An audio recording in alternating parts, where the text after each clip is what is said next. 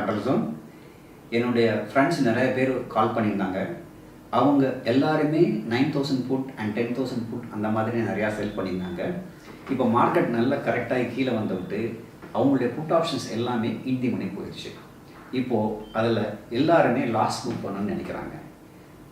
ஆனால் அதில் உள்ள பிரச்சனை என்னென்னா, அது ரொம்ப இந்தி மணி போகிறதுனால அதிலிருந்து அவங்களால வெளியில் வர முடியல. ஏன் வெளியில் வர முடியலன்னா, சுத்தமாக லிக்விடிட்டி இல்லை. இப்போ ஒரு உதாரணத்துக்கு பார்ப்போம். 9000 புட் எடுத்துட்டிங்கன்னா அது என்ன ரேட்டில் நடக்குன்னா, இப்போதைக்கு 1300 அப்படிங்கிற ரேட்டில் நடக்குது. ஆனால் பையர் ப்ரைஸ் செல்லர் ப்ரைஸ் பார்த்தீங்கன்னா, பையர் 1200 கேட்குறாரு, செல்லர் வந்து 1500 கேட்குறாரு.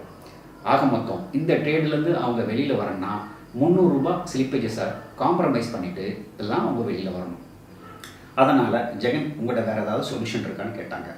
அதுக்காக ஒரு சொல்யூஷன் தான் இருக்குது. அந்த டாபிக் பற்றி தான் இப்போ நம்ம பேச போகிறோம்.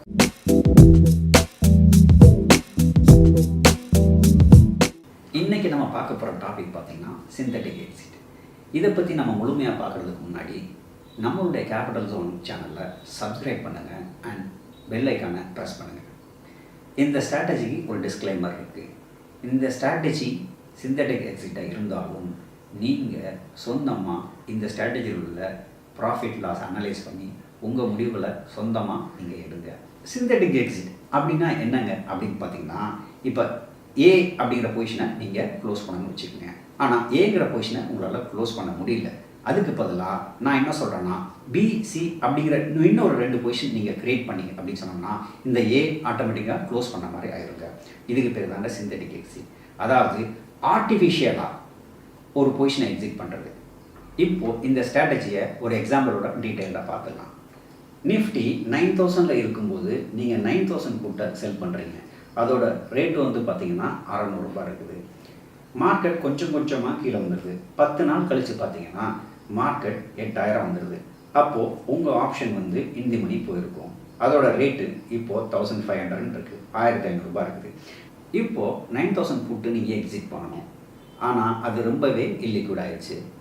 ஏன்னா அது நிறைய இந்தி மணி போயிடுச்சு. இப்போ நீங்கள் எக்ஸிட் பண்ணிங்கன்னா ₹300 ஸ்லீப்பேஜஸ் கொடுத்து தான் அதை வரணும். இதை எப்படி சிந்தட்டிக் மெத்தடில் நம்ம எக்ஸிட் பண்ணலான்னு நம்ம பார்த்துக்கலாம். 9000 புட்டை நீங்கள் எக்ஸிட் பண்ணுறதுக்கு பதிலாக அதை அப்படியே விட்டுட்டு நீங்கள் நிஃப்டி ஃபியூச்சரில் ஷார்ட் போயிட்டு அதுக்கப்புறம் 9000 காலை நீங்கள் பை பண்ணிங்கன்னா அது வந்து 9000 புட்டை வாங்கினதுக்கு சமம் தான்.